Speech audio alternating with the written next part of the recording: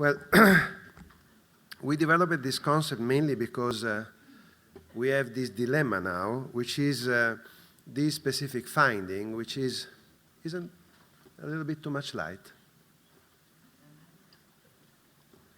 Okay.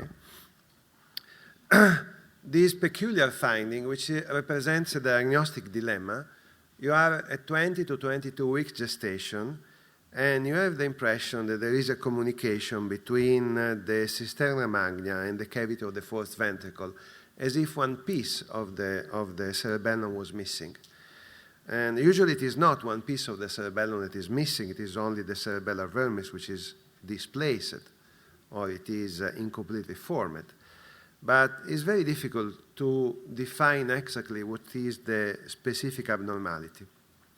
And there is a wide range of possibility that unfortunately span from a completely normal variant to a true malformation. The entities, the categorization that is commonly employed now is the Blake's pouch cyst, which is probably a normal variant in the vast majority of cases. Verminal hypoplasia, which is something that stands in between, because some of these infants will have no problem and some will have significant problems. And then the Walker malformation, which is a true malformation with a significant impact on intellectual and neurologic development. Most of the material that is available on these things depends upon the use of magnetic resonance. Well, and the main criterion to identify the Dandy-Walker malformation, the true malformation, is that the cisterna magna is very large. And you can see that this infant that has a true Dandy-Walker malformation has a very large square-shaped cisterna magna. And the neuroradiologists use as a main criterion to diagnose this condition the fact that the cisterna magna is so huge that the sinus confluence, the tortular aerophily, is displaced above its normal position. Under normal condition, like you can see in this fetus that has a slight rotation of the vermis and the Blake's pouch cyst, is that the tortular aerophily comes more or less at the same level that the insertion of the neck muscle on the occiput. You can palpate the insertion of the neck muscle on the occiput posterior, you can see that. That is where the tortular normally is. But when you have a Dandy-Walker malformation, there is a big gap in between because the tortular has been displaced above. It's been moved by the increase in the size of the cisterna magna. That is the main criterion to define a Dandy-Walker malformation. The cerebellar vermis may be normal morphologically or may be abnormal, but if there is increase in the size of the cisterna magna with displacement of the tortular, that is a Dandy-Walker malformation. Now, it is quite easy to see the tortular and the insertion of the neck muscles with magnetic resonance, even in the fetus. That is certainly the most effective approach, and we have used that with a good result even since quite early in gestation. With ultrasound, it is not so easy. This is a comparison between a fetus with the Blake's pouch cyst and the Walker malformation. And honestly, if you try to exactly measure the difference, it's not so easy. Our original approach was, why don't we look at the tentorium? We don't see very well the tortular, but why don't we look at the tentorium, the angle that the tentorium is making? And you can infer the tentorium from the occipital lobe right there. And then we realized that really the most striking fact, the most striking difference between these two images was not so much the displacement of the tortular, but the degree of rotation of the cerebellar vermis, which even retrospectively we found that it was very, very significant. It's a very easy measurement to make. You just take a sagittal view of the brain, and you just draw a line which is tangential to the brainstem, and another line which is more or less tangential to the inferior surface, the anterior surface of the cerebellum, and you calculate the angle. And we've been quite surprised in seeing that in these three groups of fetuses, the normal ones, the ones with Blake's pouch and the one with Dandy-Walker malformation, even earlier in gestation, there was a significant difference in between. there is some degree of rotation even in normal fetuses, because in the very beginning the cerebellum is significantly rotated and then it falls down progressively. But in normal fetuses, usually the degree of rotation is less than 20 degrees. Typically, fetuses Blake's pouch cyst will have a rotation in the range of about 25 degrees, ranging between 20 and 30. Never one single case in our series that was more than 30 degrees. And all those with dandy work and malformation was more than 45 degrees. You can make that assessment with 3D ultrasound as well. And in fact, there are some advantages in using 3D. And the best acquisition is like this, with a slight angulation. You probably noticed that you measure the cerebellum better if the head is slightly angulated, because you are scanning across the mastoid fontanelle right here, and you don't get across the petrous ridge of the base of the skull. And usually by doing that, you get good views both of the cerebellar vermis and of the brainstem. Because the main limiting factor in using 3D is that usually you get some acoustic shadowing in the area of the brainstem. But if you angle a bit the transducer, you usually are able to identify at least the posterior portion of the brainstem to calculate the angle. And in fact, if you compare these images that were obtained in the same fetuses with 2D direct examination and with a 3D approach, I mean, we can discuss which are the best ones. No? Clearly, they are very, very similar. If there are no artifacts in producing the images, 3D can be trusted. And in all of these cases, even if there is some acoustic shadowing, you always can see clearly where is the brainstem, and you can measure the angle. So even if you are not able to get a proper 2D section, 3D is quite helpful. Of course, you can combine the best of both worlds if you can obtain an acquisition from the sagittal plane. Because if you get an acquisition from sagittal plane, like in this case from a transvaginal approach, you get the best of both worlds, the great resolution of the sagittal plane combined with the interactivity of the 3D volume. Now, one of the most important things, of course, before you will go and try to attempt to measure this angle, is that remember that one of the abnormalities that can be associated with an open force ventricle is the absence of the cerebellar vermis. And you have to believe me, diagnosing the absence of the cerebellar vermis can be extremely, extremely difficult. And that is where I think 3D ultrasound can be very useful.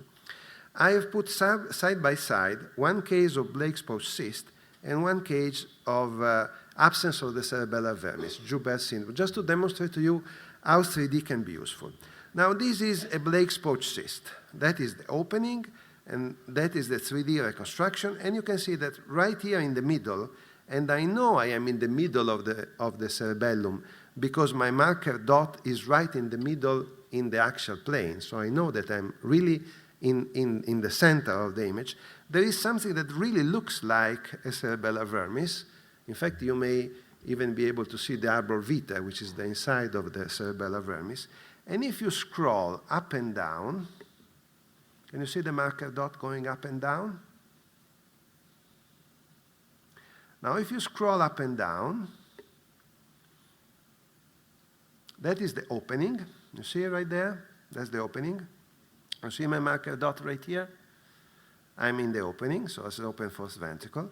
Then I go up, look at the upper side of the image, and here I can see that there is some tissue posterior to the fourth ventricle, which is convincing evidence that that is the cerebellar vermis that I can see on the reconstructed image. Did you buy this? Am I convincing you? Okay.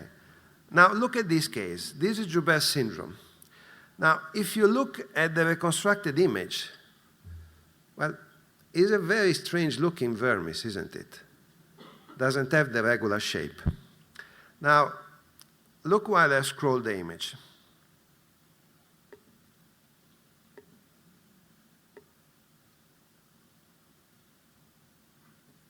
Look here. There is an opening here, okay? Then I move up. Can you see the vermis? Not really, isn't it? Can you see the vermis?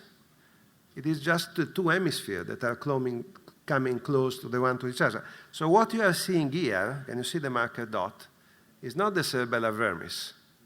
It's just the two hemispheres that are coming together. And as you move up, never clear evidence of the cerebellar vermis.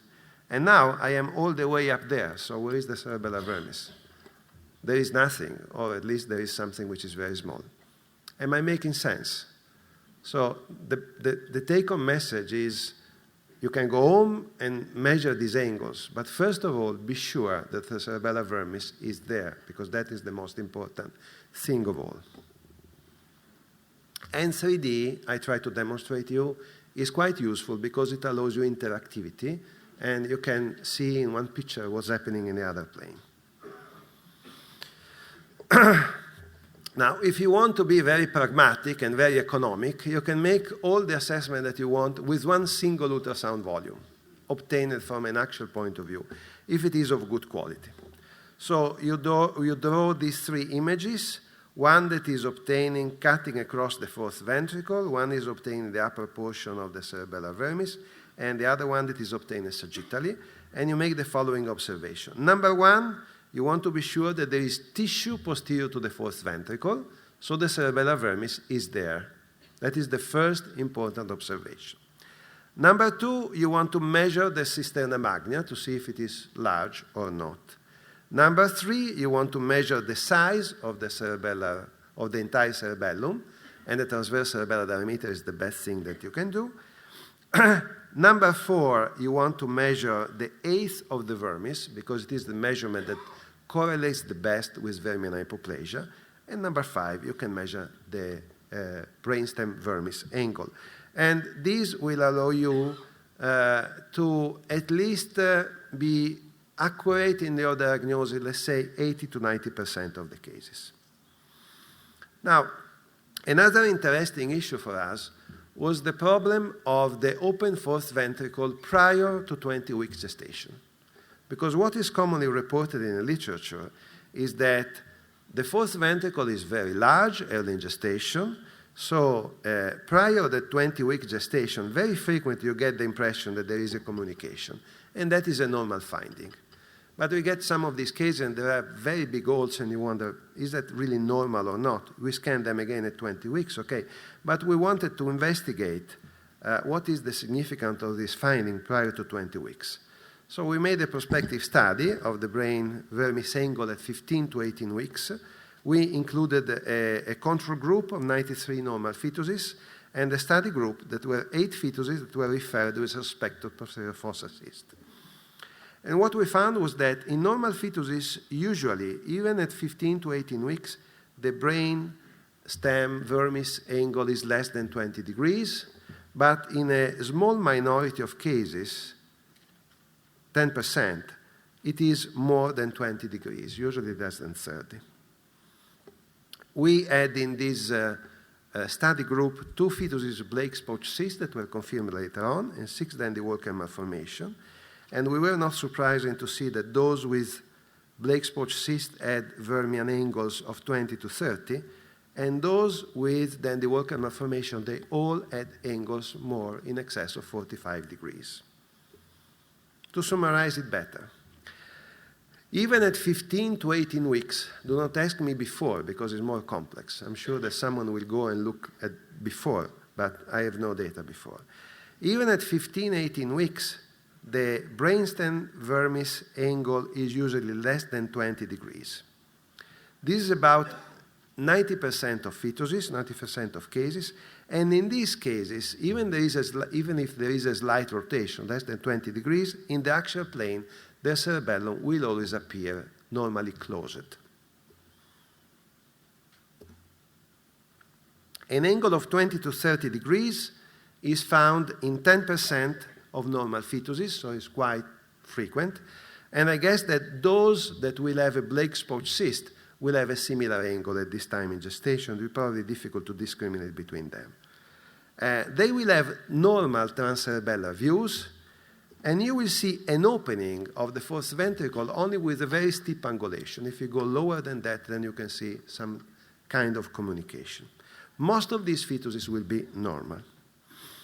But if you see a big hole, and the angle is more than 45 degrees, and there seems to be a communication, even in the standard transcerebellar views, well, at least in these 6 cases, that are the only ones that we have seen, those were later confirmed to be Dandy Walker malformation. So the bottom line would be, even in early gestation, it's normal to have the appearance of an opening, but if the opening is big and the angle is more than 45 degrees, well, there is a significant risk that this is a true malformation. 2 remarkable examples.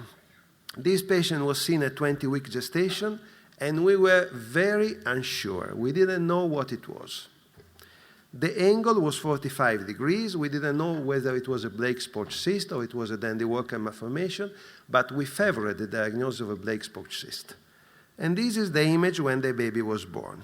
And as you can see, that was a true Dandy Walker malformation. And you can see that there was a progression. The cisterna magna increased in size with gestation, not the same at 20 weeks. So there is progression in this.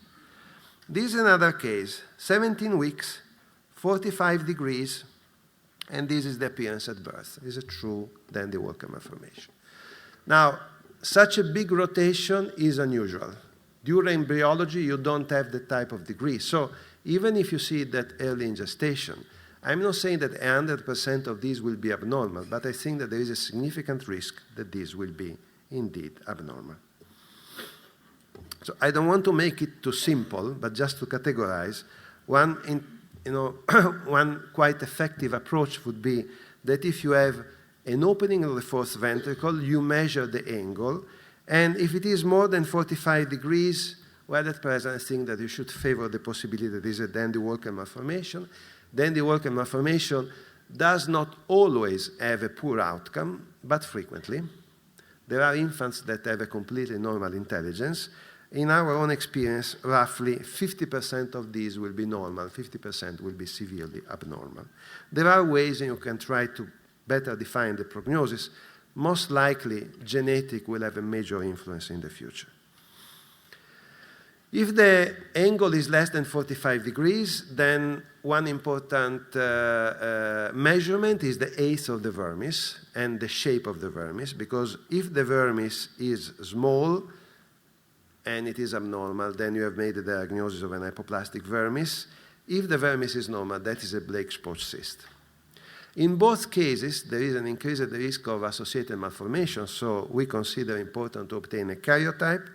We consider important to search for associated anomalies. Most probably in the future, molecular genetics will be of help in these cases. But if it is a Blake-Sporch cyst, in our experience, they usually do well. Most of these infants will, in fact, will return to normal prior to birth. The open fourth ventricle will disappear, and 90% of these will have a completely normal intelligence. So Blake-Sporch cyst is not always, but most frequently, is a normal variant. The Dandy Walker malformation is always a true malformation. Conclusion? Diagnosing and managing cyst and cyst-like findings of the fetal posterior fossa is a challenge. An open fourth ventricle is particularly a challenge. A brainstem vermis angle of more than 40 degrees is highly suspicious of Dandy Walker malformation, and this even before 20-week gestation. Expansion of the cisterna magna is progressive. It's not there at the beginning. It develops with time. A Blake-Sporch cyst, a vermis of normal size and morphology with an angle of less than 30 degrees, is a normal variant in the majority of cases. They say roughly 90% of cases. Which are the chances that my baby is going to be normal? Well, let's say 9 out of 10. That is a realistic number for a patient to have. 3D ultrasound, of course, these are not common cases, and the risk of an abnormality is quite high, so they require our attention. 3D ultrasound and particularly magnetic resonance are both useful in these cases. Thank you very much.